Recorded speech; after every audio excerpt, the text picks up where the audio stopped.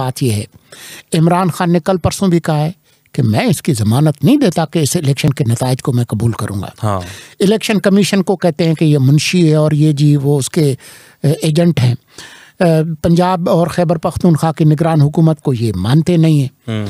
इसकी क्या ज़मानत है कि फ़र्ज़ करें पंजाब और खैबर पख्तूनख्वा के अवाम PTI को मुस्तरद करते हैं या कम से कम पंजाब की हद तक मुस्तरद करते हैं, तो वो इसके नताइज को मानेंगे और उसके नतीजे में और उसके 2/3 से कम कुछ भी नहीं मानेंगे। और उसके नतीजे में अगर नून लीग की हुकूमत आती है पंजाब में या नून लीग और उसके इत्तेहादियों की, फिर ये तो उनके पास जो सूबाई हुकूमत के पास जो बेपनाह अख्तियारात होंगे, land, revenue, police, district administration, तो फिर वो इंतखाबात जो कौमी असम्बली के अक्टूबर में होंगे उस पर तो वो असरअंदाज होंगे। बिल्कुल होंगे। और उस वक्त कोई निगरान हुकूमत भी नहीं होगी, वो भी 224 की वायलेशन होगी।